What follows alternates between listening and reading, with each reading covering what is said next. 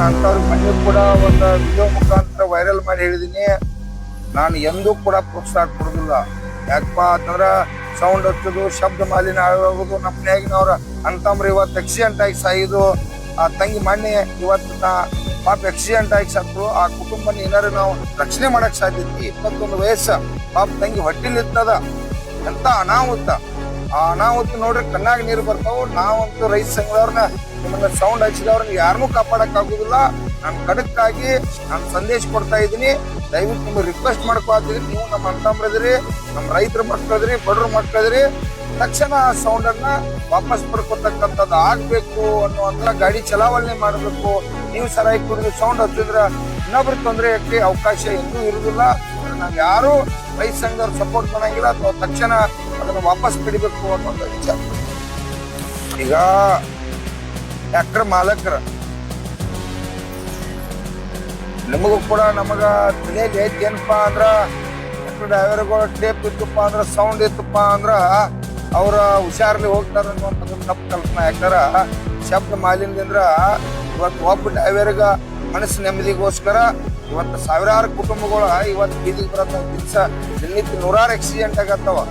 ನಾವು ಟ್ರ್ಯಾಕ್ಟರ್ ಮಾಲಕರು ಏನಂತಿ ನಾವು ತೀರ್ಮಾನ ಮಾಡ್ರಿ, ಇಲ್ಪ ಅನಾಹುತ ಆಗತ್ತೈತಿ, ನಾವ ಕಷ್ಟ ಆಗ್ಲಿ ತೊಂದರೆ ಆಗ್ಲಿ ನಮ್ಮ ಹುಡುಗರು ನಾವು ತಿಳುವಳಿಕೆ ಹೇಳ್ಬೇಕು, ಡ್ರೈವರ್ಗಳು ತಿಳುವಳಿಕೆ ಹೇಳಿ ಅದನ್ನ ಸೌಂಡ್ ನಾವ ಕೂಡ ಮಾಲಕರು ಬೀಚಿರ್ಪ ಅಂದ್ರೆ ಈ ತೊಂದರೆ ಬರೋದಿಲ್ಲ. ಇದಕ್ಕೆ ತಾವು ಸಹಕಾರ ಮಾಡ್ರಿ. ಇದು ನಿಮ್ಮೆಲ್ಲ ವೈರತ್ವ ಮಾಡಕ್ಕ, ನಿಮ್ಮನ್ನ ಅಪಮಾನ ಮಾಡಕ್ಕಾಗಿ ಇದನ್ನ ಮಾಡತ್ತಿಲ್ಲ.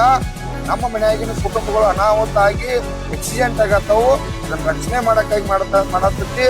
ದಯವಿಟ್ಟು ಇವತ್ತು ಡ್ರೈವರ್ಗಳು ಕೂಡ ಕುಡಿದು ಗಾಡಿ ಓಡಿಸ್ತಕ್ಕಂಥದ್ದಾಗ್ಲಿ, ಸೌಂಡ್ಗಳನ್ನ ಹಚ್ತಕ್ಕಂಥದ್ದಾಗ್ಲಿ, ಸೌಂಡನ್ನ ಸ್ವಯಂ ಪ್ರೇರಿತವಾಗಿ ಬಿಚ್ಚ್ರಿ.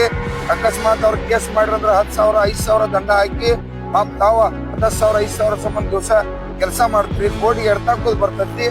ಯಾವ ತೊಂದರೆಗಳನ್ನ ನೀವು ಅನುಭವಿಸಬಾರ್ದು. ಸ್ವಯಂ ಪ್ರೇರಿತವಾಗಿ ನಿಮ್ಮಲ್ಲಿ ಕೈ ಮುಗಿದು ವಿನಂತಿ ಮಾಡ್ತಾ ಇದ್ದೀನಿ. ನಾನೊಬ್ಬ ರೈತ ಸಂಘದ ಅಧ್ಯಕ್ಷನಾಗಿ ಜವಾಬ್ದಾರಿ ವ್ಯಕ್ತಿಯಾಗಿ ಕೈ ಮುಗಿದು ವಿನಂತಿ ಮಾಡ್ತಾ ಇದ್ದೀನಿ.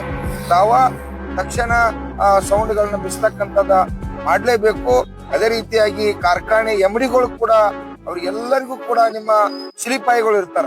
ಸಿಲಿಪಾಯಿ ಮುಖಾಂತರ ಅವ್ರಿಗೆಲ್ಲ ಡ್ರೈವರ್ಗಳಿಗೆ ವಿನಂತಿ ಮಾಡಿ ತಕ್ಷಣ ಸೌಂಡ್ ಬಿಸ್ತಕ್ಕಂಥದ್ದಾಗಿ, ಇದು ಒಂದೇ ಸಲ ಅಲ್ಲ, ನಿರಂತರವಾಗಿ ತಾವ ಈ ಕಬ್ಬು ಕಟಾವು ಮಾಡ್ತಕ್ಕಂಥ ಸಂದರ್ಭವಾಗಿ ಯಾರು ಕೂಡ ಸೌಂಡ್ ಅನ್ನು ಉಪಯೋಗ ಮಾಡಬಾರ್ದು ಅಂತೇಳಿ ನಾವು ಕೂಡ ರಾಜ್ಯ ರೈತ ಸಂಘದ್ರ ಇವತ್ತು ನಾಡಿನ ಎಲ್ಲ ಇವತ್ತು ಟ್ರ್ಯಾಕ್ಟರ್ ಮಾಲಕರಿಗೆ, ಡ್ರೈವರ್ಗಳಿಗೆ, ಇವತ್ತು ಅಧಿಕಾರಿಗಳಿಗೆ ಕೂಡ ಎಚ್ಚರಿಕೆಯನ್ನು ಕೊಡ್ತಾ ಇದ್ದೀವಿ.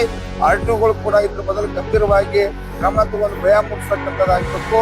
ಹೇಗೆ ಬೆಳಗಾವಿ SP ಅವರು ಒಳ್ಳೆ ಕೆಲಸ ಮಾಡ್ತಾ ಇದ್ದಾರೆ, ಅವ್ರಿಗೆ ತಾವು ಕೂಡ ಬೆಂಬಲ ಕೊಟ್ಟ ಈ ಯಶಸ್ವಿಯನ್ನು ಮಾಡ್ಬೇಕಂತೇಳಿ ಈ ಉತ್ತರ ಕರ್ನಾಟಕದ ಎಲ್ಲ ನನ್ನ ಟ್ರ್ಯಾಕ್ಟರ್ ಮಾಲಕರಿಗೆ ಮತ್ತು ಪ್ರಾದೇಶಿಕ ಆಯುಕ್ತರು ಕೂಡ ಇವತ್ತ ಒಂದು ನೋಟಿಸ್ ಅನ್ನು ಜಾರಿ ಮಾಡಿ, ಕಾರ್ಖಾನೆಗೂ ನೋಟಿಸ್ ಜಾರಿ ಮಾಡ್ರಿ. ಇವತ್ತ ಈ ಪ್ರಾದೇಶಿಕ ಜಂಟಿ ನಿರ್ದೇಶಕರಿಗೂ ಕೂಡ ನೀವು ಕಡ್ಡಾಯವಾಗಿ ಮಾಡಿ ಅದನ್ನ ಕಾನೂನು ಕ್ರಮ ತಗೊಳ್ಳಕ್ಕೆ ನಾವು ಸ್ಟ್ರಿಕ್ಟ್ ಆಗಿ ಇಲ್ಲಿ ನಮ್ಮ ಶ್ರೀನಿವಾಸ್ ಗೌಡ್ರ ಕಡೆ ಅವರು ಬಂದು ಒಂದು ಲಿಖಿತ ರೂಪದಾಗ ಕೊಟ್ಟ ಒಂದು ಬೆಂಬಲನ್ನು ಕೊಟ್ಟ ಇದನ್ನ ಇಡೀ ನಾಡಿನ ಏನು ಅನಾಹುತಗಳನ್ನ ತಪ್ಪಿಸ್ಬೇಕಂತೇಳಿ ಒತ್ತಾಯ ಮಾಡ್ತಾ ಇದ್ದೀವಿ.